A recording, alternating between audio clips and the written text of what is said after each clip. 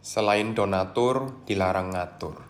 Kalimat itu sepertinya viral karena ada seorang TikToker yang menggunakan kalimat itu dan postingannya viral gitu. Dan sampai balas-balasan post gitu ya dengan seorang TikToker juga yang berusaha untuk memberitahu kita semua bahwa hidup berpasangan, hidup pertemanan pun jangan menggunakan kalimat itu, jangan menggunakan prinsip selain donatur dilarang ngatur.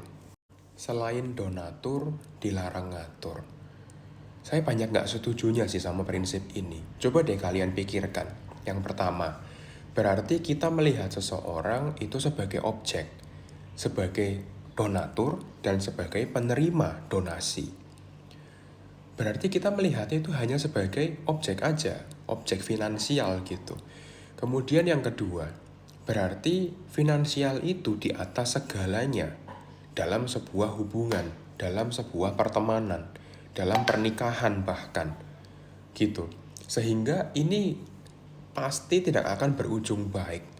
Secara teoretis pun sudah dikemukakan bahwa terjadi banyak sekali perceraian, banyak terjadi masalah dalam pernikahan karena masalah ekonomi. Kenapa? Karena ternyata pasangan atau pernikahan tersebut itu terlalu mengutamakan ekonomi ketika memilih pasangan, ketika melakukan pernikahan.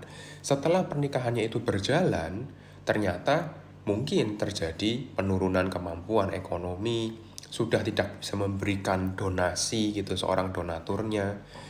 Orang yang diberikan donasi ini juga mungkin merasanya kurang terus gitu, akhirnya memutuskan untuk menyudahi pernikahan tersebut, kemudian mencari donatur lain gitu.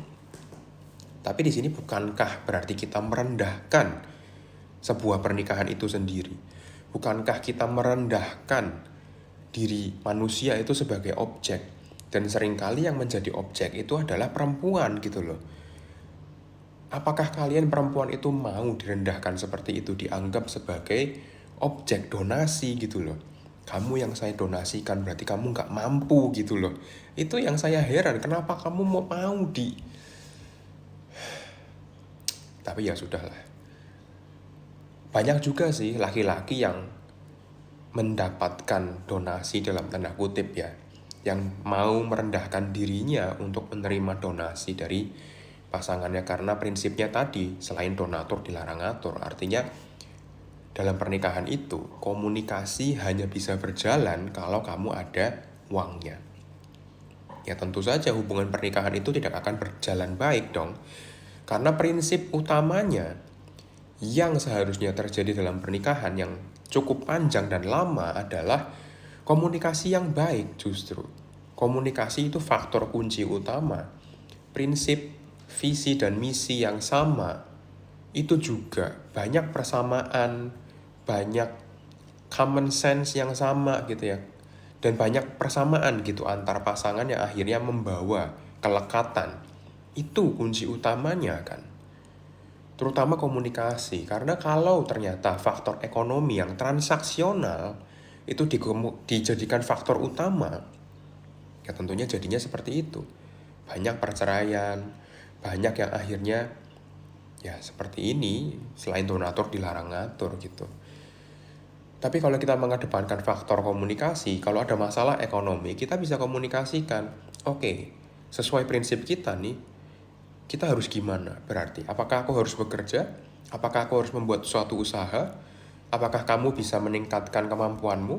Atau bagaimana? Atau kita menurunkan ego kita supaya harga diri atau gaya hidup kita itu kita turunkan misalnya? Kan bisa dikomunikasikan gitu. Tapi kalau orang yang prinsipnya selain donatur dilarang ngatur, dia berarti tidak mau mengimprove dirinya, tidak mau menurunkan prinsip, menurunkan harga diri supaya gaya hidupnya itu juga turun sesuai dengan kemampuan aslinya.